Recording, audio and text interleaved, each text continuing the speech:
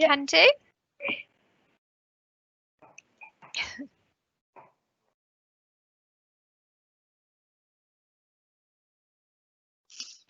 Good afternoon, everybody. Welcome to our meet and greet session this afternoon.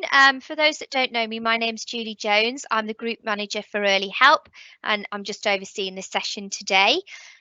Today's focus is around the Caldmore Community Gardens project, and we're pleased to welcome Anna Webster, who's joining us today from the Caldmore Festival Village group, and she'll explain a little bit more how those two connect. Just to say, today's session is being recorded, so for any colleagues that are unable to join us today, we will send out the link to this recording that can be shared with any of your colleagues or teams, and it will also get uploaded in the next few days onto our safeguarding website for everybody to see. Today is really, as we say, a meet and greet, and for Anna to introduce the project. This gives us an opportunity really, and our ask of you is to make the connections with this project and to see how it can benefit the children, young people and the families that you're working with, and how we can sort of to deliver a seamless service and get interaction between the services and the agencies going really. So I'm going to hand over to Anna. As I say, there is a questions and answers section on here that you can put in any questions that you've got on as you hear the presentation. We'll monitor that, and we'll take some time at the end of the session to answer any questions that you may have. So I'll hand you over to Anna, and welcome. Thank you very much. Hello, everybody. My name is Anna Webster. I work for Caldmore Village Festival Group in a project called Caldmore Community Garden, which you won't be surprised is actually located in Caldmore. So if I could have the next slide. We are located on Carle Street, which is right next door to Caldmore Primary Academy, Aina Community Hub, and kind of, well, the main car park in Caldmore as well, which is the M&T supermarket car park. The project has been going on since 2011, and basically it was, the community garden was started as a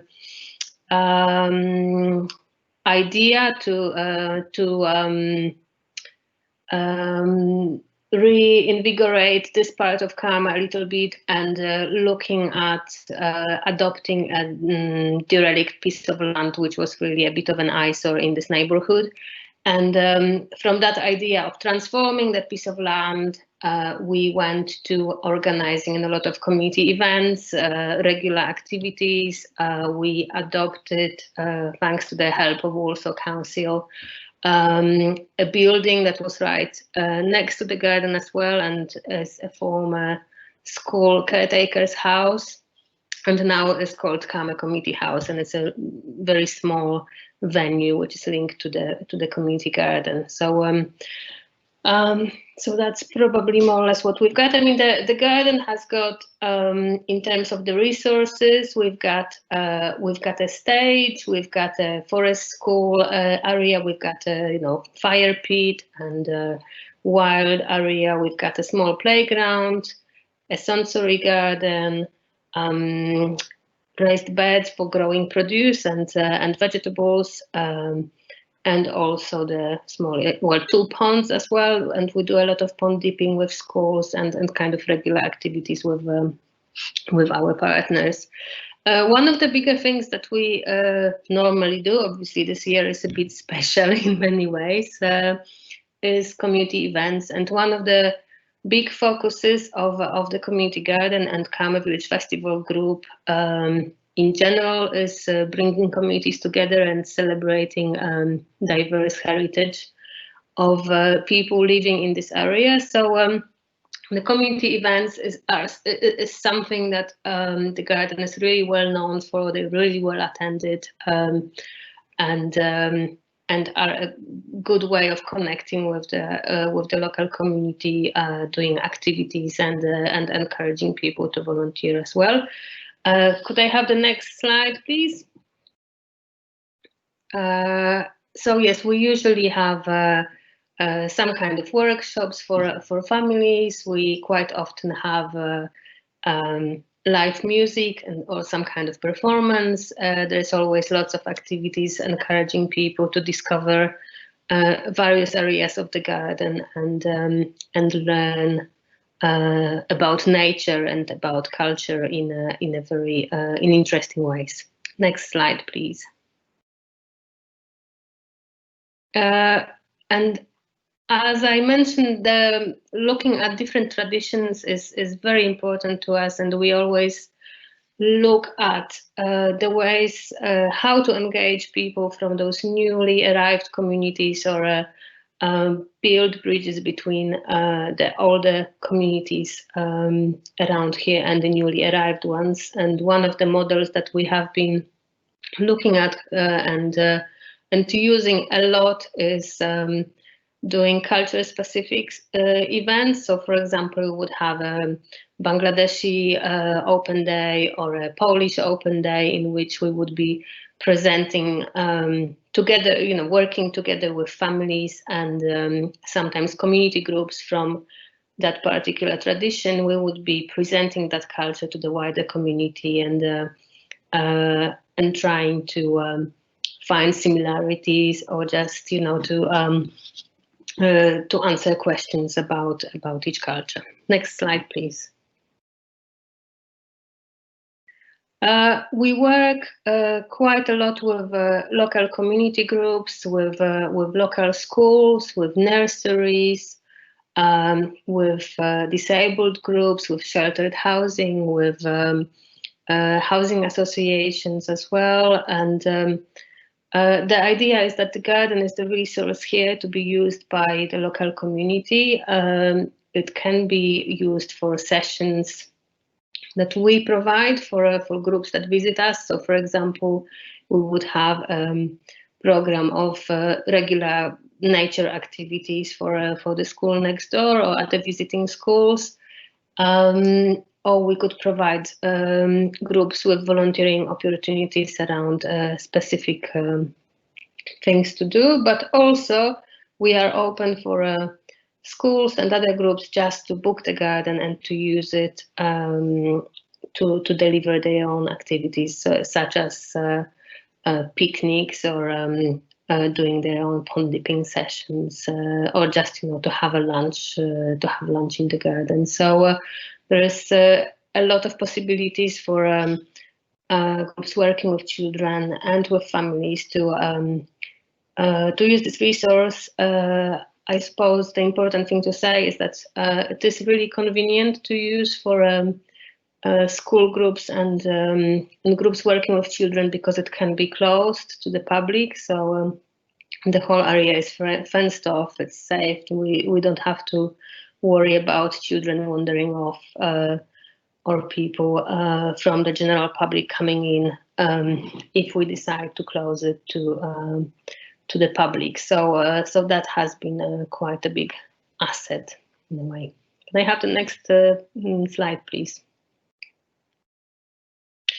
It's probably about 5 years now that we have been doing holiday play scheme activities based here at the garden. Initially, it was just quite a small scale activity, which was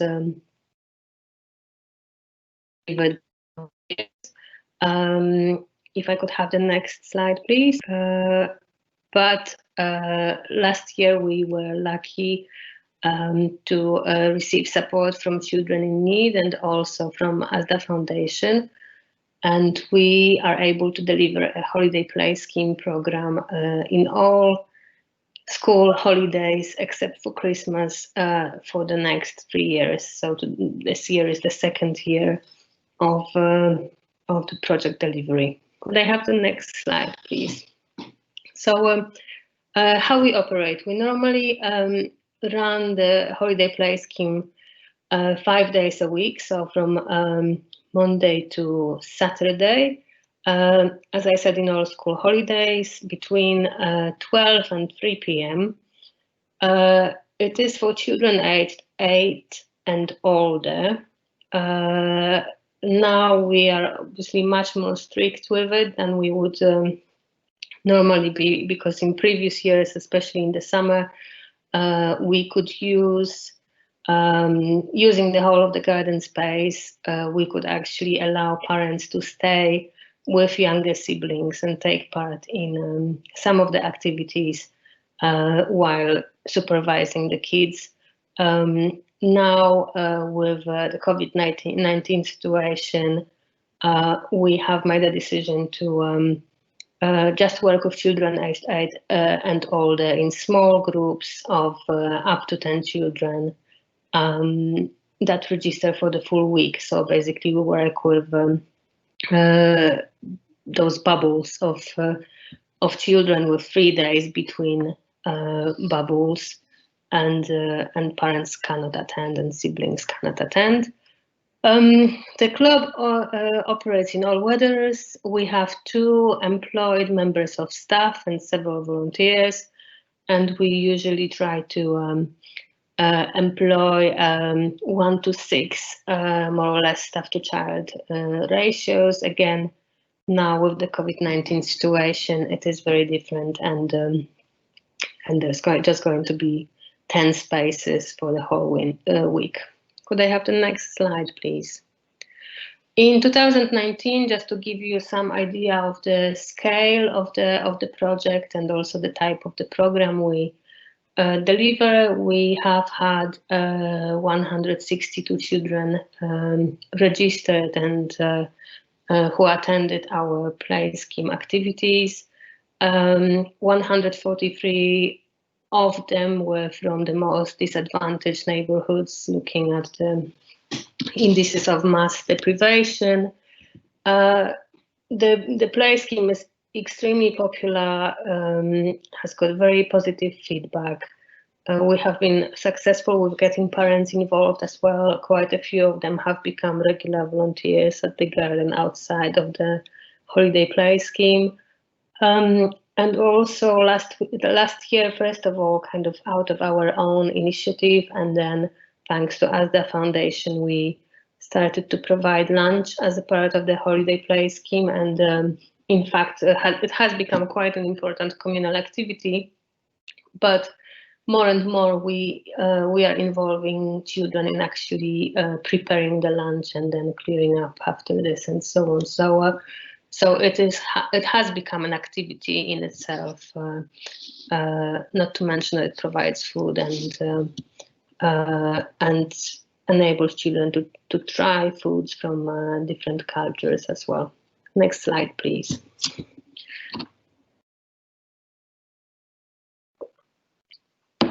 Our holiday play schemes have several themes. One of them is nature or environment. So again, using this amazing resource that we have got here, we try to introduce learning about nature and the environment in a fun, accessible way, doing a lot of pond dipping, microscope observation, forest school activities, plant ID, learning about bugs, making bug hotels, and so on. So that's probably one of the most important focuses of our play schemes. I mean, for example, for next week when we start for the summer, it is the week of the big butterfly count, so we'll be doing a lot of activities focused on learning about our native butterflies and trying to identify the ones that we can find in the garden. Next slide, please. Another very important focus for us is creativity, and we always do a lot of arts and crafts as a part of the holiday play scheme. Again, it would be quite a lot of them would be connected to our different themes, so cultural themes or environmental themes as well. Next slide, please. because community cohesion and discovering different traditions is so important to us, and because our club in many ways reflects the local community as well. So we get children from various cultures, various countries, very different religions. Some of them have only come to this country recently. Sometimes they come from countries that haven't got a very big diversity or tradition of diversity. So getting to know other cultures and also to overcome that initial shyness that comes from not daring to ask questions, well, overcoming it and giving opportunities for children to learn in a, again, very accessible and in a way based around exchanges between different children as well, has been really important to us. Next slide, please. Quite a new element of our holiday play scheme is science. One of our volunteers is a retired science teacher, and she has introduced this very strong focus that one of the days of the week we try to do really fun experiments that are linked to science and enable children to learn about science, but again in a very creative and sometimes explosive, obviously safely explosive way. Next slide, please. And the very important thing for us is free play and encouraging children just to have fun and enjoy the space. As I said, it is enclosed. It is pretty safe for them to use and to run around. We've got a tree house. We've got a small playground. We encourage them to do a lot of outdoor activity and playing tag and doing all sorts of outdoor games that would just let them have fun and decide what they want to do as well. Next slide, please. As for everybody, COVID has been a huge challenge for us, and we weren't quite sure how to respond and how we could potentially deliver our play scheme activities, especially in times of the lockdown. What we looked at first around Easter, when one of our holiday play schemes was supposed to be delivered, we created an online space linked to our Facebook page to share ideas for activities and things that parents could do with their kids at home or later on going to the park during the hour of exercise. It was a bit hit and miss, really. I mean, we had some people join the group, but we didn't actually get an awful lot of engagement. So I think it was more of a learning experience in many ways. But what we did later on is we started making activity packs for children, both those registered with our holiday play scheme, but also just children living in Warsaw in general. And we were successfully obtaining some additional funding to pay for resources and came up with quite a big design of a pack with lots of activities in it, all the materials necessary to carry them out. And I think in the end we made and delivered about 600 packs to children from all areas of Warsaw. So it has had quite a huge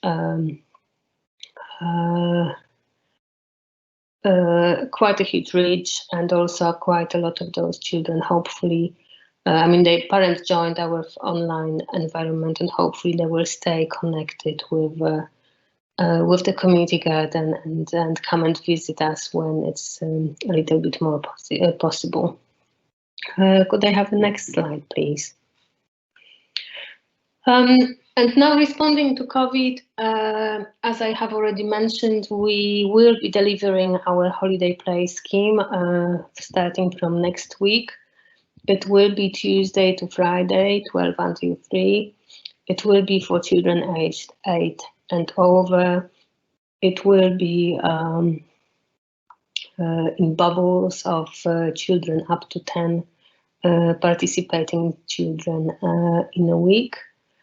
And obviously children have to register in advance and fill in the registration forms in advance. And we're currently looking at all the procedures needed around dropping off and collection and so on.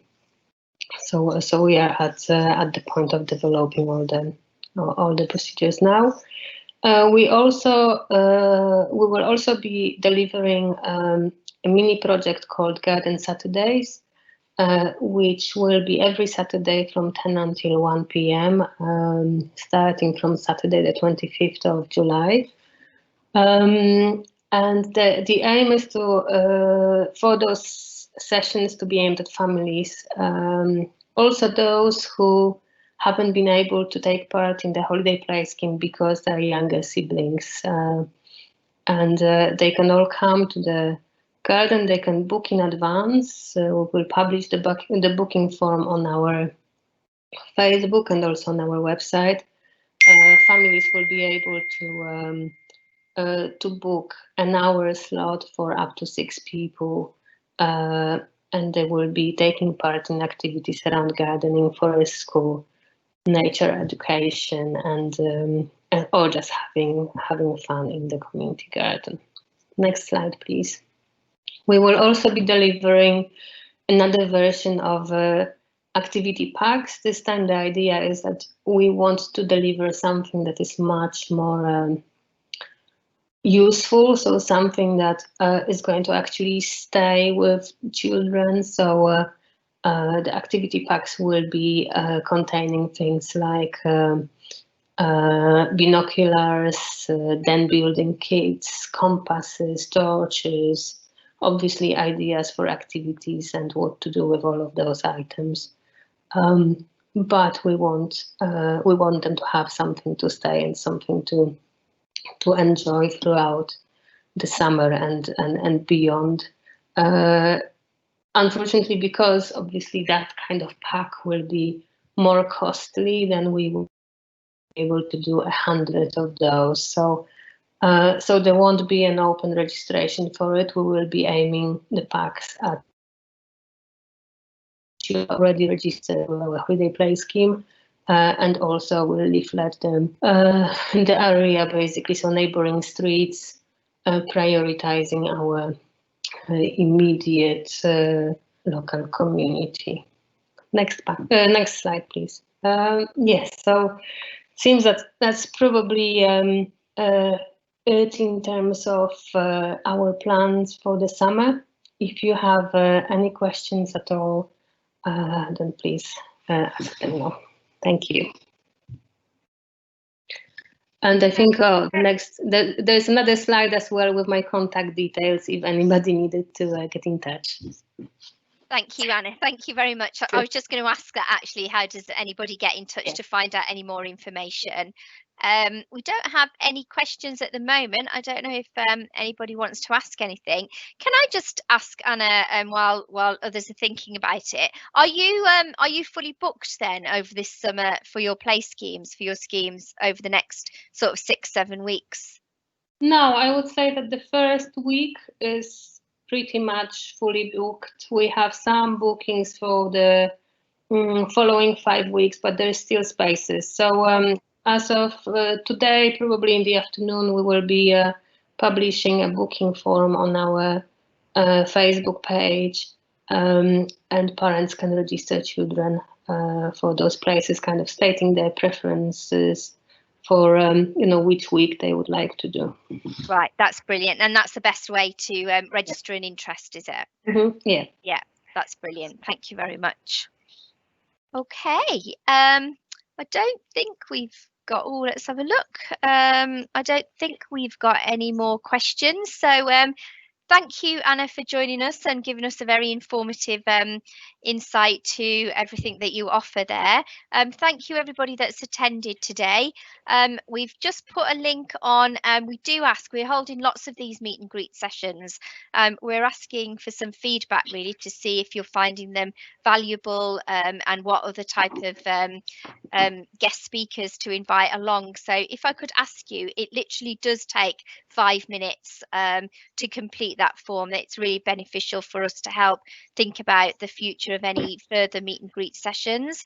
As I say, the link will be sent out to you of this video today, and please go ahead, make contact with Anna, and think about the children that you're working with that might benefit from having this type of experience.